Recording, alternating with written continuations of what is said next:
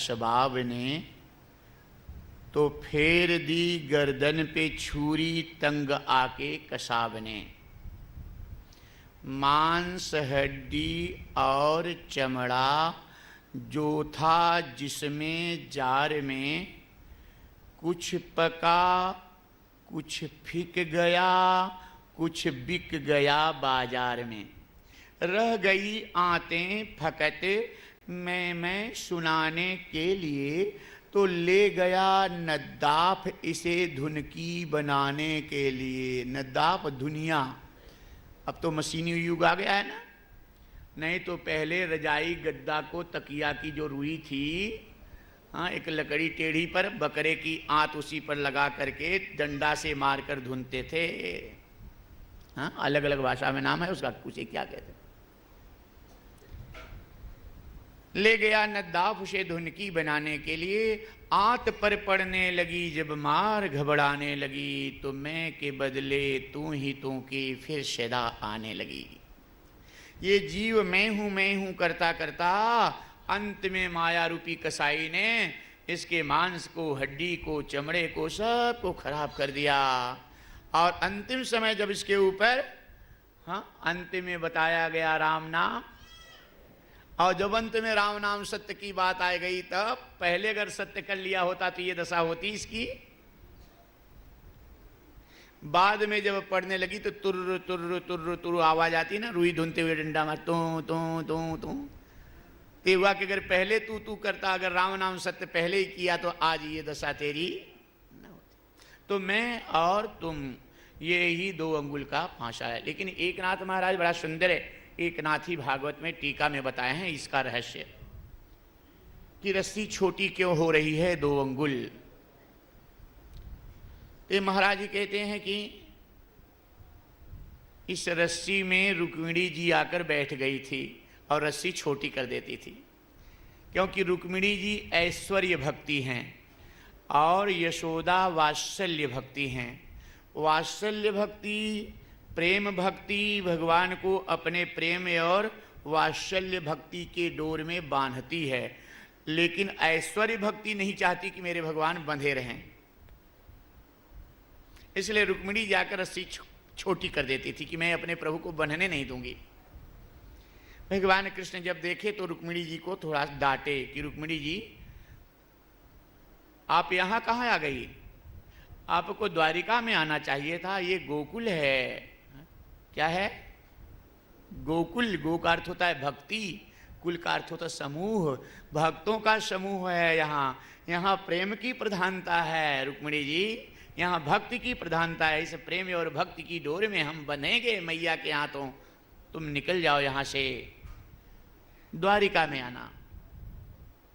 और रुक्मिणी जी जब रस्सी छोड़ दी, तब प्रेम और भक्ति, वात्सल्य भक्ति ने, यशोदा मैया ने भगवान कृष्ण को, प्रभु को बांध ली।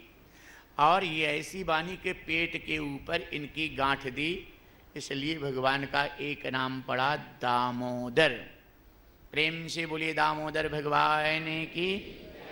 ये दामोदर लीला की कथा जो भक्त सुनते हैं उनको मोक्ष की प्राप्ति होती है, माया के सारे बंधन उसके टूट जाते हैं। और दूसरे रूप में इसे दामोदर लीला की कथा का रहस्य ये है कि अपने प्रेम और भक्ति की डोरी में जो भगवान को बांध लेता है, यशोदा की तरह, भगवान उसके सारे बंधनों को तोड़ देते हैं, छोड़ देते हैं, उसको मुक्त कर देते हैं। यशोदा मैया तो अपने काम में चली लगी, लेकिन कन्हैया थोड़ा सा कैसे हो गए, मूसल में बांधी थी पेट के ऊपर गांठ, तो कन्हैया थोड़ा ऐसे घुटने के बल होकर बैल की तरह हो गए और उस मूसल को गाड़ी बना लिए। और थोड़ा सा आगे चल करके 2 वृक्ष थे, इन दोनों वृक्षों में मूसल तो रुक गया, कन्हैया दोनों वृक्षों के बीच में पहुंच गए। श्याम के चरणों का जैसे ही स्पर्श हुआ, इन दोनों वृक्षों में से 2 दिव्य पुरुष निकले और भगवान की स्तुति करके अपने लोक को गए। इतनी कथा सुनकर राजा परीक्षित सुखदेव जी से प्रार्थना करते हैं, हे गुरुदेव, ये दोनों दिव्य पुरुष कौन थे? कृपा करके हमें ये रहस्य कथा बताएं। सुखदेव जी राजा परीक्षित से कहते हैं, हे राजन, कुबेर के पुत्र मणिग्रीव और नल कुबेर मदांध हो करके देहाभिमान में विलासी भाव से वस्त्र रहित स्थिति में अप्सराओं के साथ काम जल क्रीड़ा कर रहे थे। नारद जी आए, फिर भी अपने शरीर पर ये वस्त्र धारण नहीं किए, और नारद जी देख करके इनको श्राप दे दिए कि मानव तन पा करके मर्यादा को तोड़ रहा है, वस्त्र रहित स्थिति में जल क्रीड़ा कर रहा है, और हम संतों के सामने भी जरा सा भी तुझे संकोच नहीं, जा श्राप देता हूं, तू ये मानव तन लेने का अधिकारी नहीं है। जब इतना ही अच्छा लगता है नंगा रहना, तो मैं श्राप देता हूं कि तू जड़ बन जा, वृक्ष योनि में जा, हमेशा नंगा खड़ा रहेगा, वहां वस्त्र की कोई जरूरत नहीं।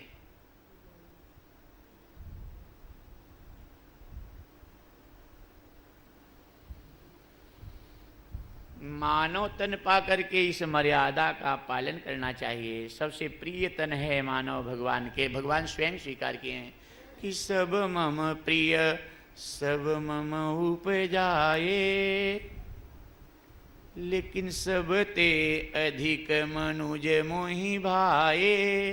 भगवान कहते हैं सब मेरे प्रिय और सब मेरे द्वारा ही जन्म लिए हैं, लेकिन सबसे ज्यादा प्रिय मुझे मानव है।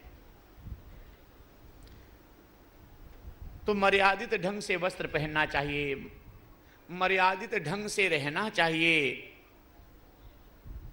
ये मानव तन की मर्यादा में ये मर्यादा तोड़ करके जो विलासी जीवन जीते हैं,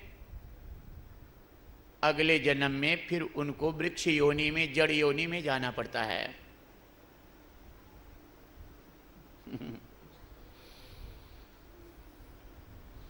बाप कहता है कि इस शरीर के ऊपर मेरा अधिकार है।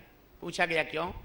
तो पिताजी ने, बाप ने कहा कि मेरे वीर्य से जन्म लिया है। तो मां कहती नहीं कि इस शरीर के ऊपर मेरा अधिकार है। पूछा गया क्यों? तो मां ने कहा ये मेरे गर्भ से जन्म लिया है।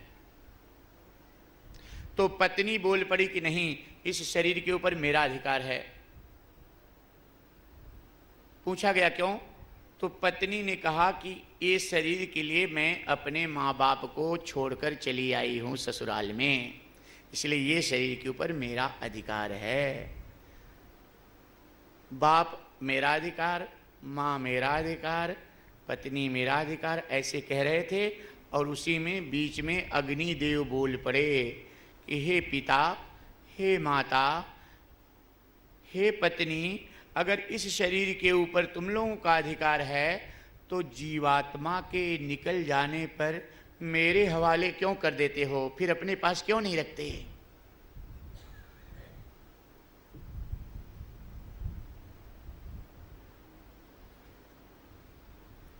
अगर पिता तुम्हारा अधिकार है, माता तुम्हारा अधिकार है, पत्नी तुम्हारा, तो जीवात्मा के निकलने के बाद भी अपने पास रखो तो मैं जानूं कि तुम्हारा अधिकार है।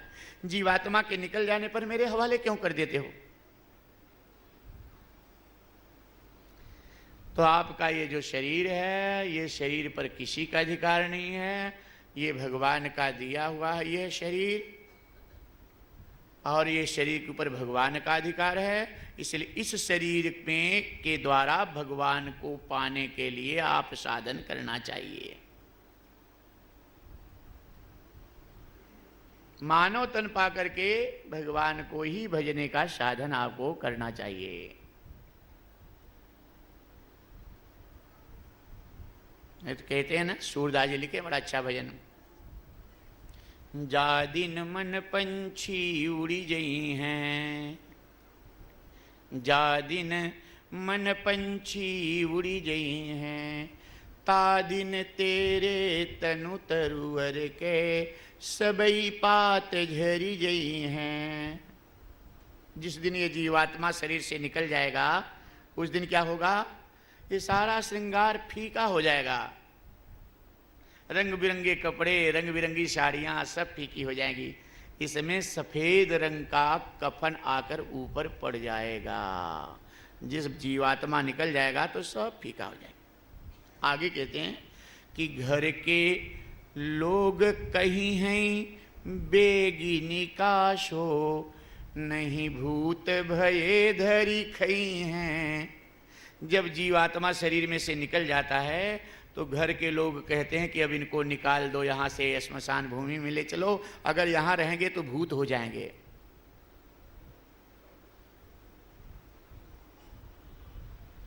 कहाँ वह ताल कहाँ वह शोभा तहवा धूरी उड़ई हैं। कहाँ यह सुंदर श्रृंगार, ये मुस्कान, लेकिन यहाँ पर सब सूखा सूखा उदासी रहेगी। सूर्यदास सत्संग किए बिन सब बिरथा हो गई हैं, जा दिन मन पंछी उड़ गए हैं।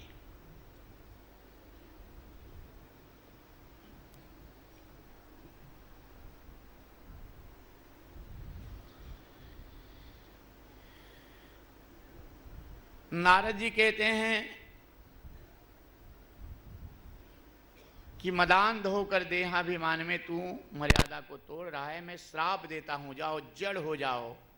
मणिग्रीव और नल कुबेर नारद जी से प्रार्थना करने लगते हैं अधीर होकर के कि प्रभु हमें क्षमा कर दें, हम आपकी शरण में, हमसे भूल हो गई, मुझसे चूक हो गई है, मेरे ऊपर कृपा करें। नारद जी बताए कि श्राप तो झूठा नहीं होगा, लेकिन मैं ये आशीर्वाद देता हूं कि तुम यशोदा के आंगन में वृक्ष बनोगे। वृक्ष तो बनोगे लेकिन यशोदा के आंगन में, और भगवान का अवतार जब होगा तो उनके चरणों से स्पर्श होने के बाद तुम्हारा उद्धार हो जाएगा। सुखदेव जी राजा परीक्षित से कहते हैं, हे राजन, यही भगवान कृष्ण को जब यशोदा मैया बांध दी रस्सी से, यशोदा मैया काम करने चली गई, तो इनका उद्धार करने के लिए कन्हैया थोड़ा सा हाथ केवल आगे चल के चरणों से दोनों वृक्षों को स्पर्श किए और दोनों वृक्षों का उद्धार हो गया। मणिग्रीव और नलकुबेर भगवान के आगे खड़े होकर स्तुति करके दर्शन पाके अपने लोक के गए। और इसके बाद आती है कथा, कन्हैया गोपाल बनते हैं, यमुना के तट वृंदावन में जाते हैं गैया चराने। नंद बाबा मना करते हैं, लेकिन कन्हैया कहते नहीं बाबा, मैं तो गैया चराने के लिए ही जन्म लिया हूं, मैं तो गैया की सेवा करूंगा बाबा। और यमुना के तट पर जाते हैं तो यमुना के तट पर बकासुर एक है। क्या है? बकासुर, बगुला, एक पक्षी, लेकिन इसकी टांगें लंबी लंबी, बड़ा सुंदर सफेद रंग का, और इसकी चोंच बहुत लंबी। ये आया था कन्हैया को खाने के लिए।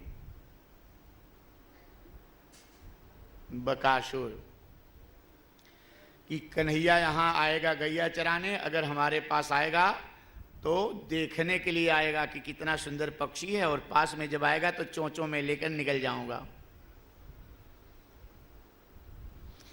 ये बकासुर कौन है? ये जमुना के तट पर आया। जमुना आध्यात्मिक दृष्टि से भक्ति की प्रतीक हैं। ये सत्संग की धारा जो बह रही है, यही समझो जमुना का तट है। और जमुना के तट पर वृंदावन है। वृंद का अर्थ होता है समूह। समूह में बैठकर सत्संग सुनने वाले भक्त ही वृंदावन वासी हैं। और ऐसी यमुना के तट पर ऐसे सत्संग में बकासुर आकर बैठ जाता है। बकासुर किसको खाने के लिए? कन्हैया को। अर्थात जिन भगवान को पाने के लिए तुमने जितनी भक्ति की है, उसको खाने के लिए बकासुर आ जाता है। बकासुर कौन है? दंभ। ये तो बराबर, ये महाराज जो कथा कह रहे हैं ये तो मैं खूब जानता हूँ।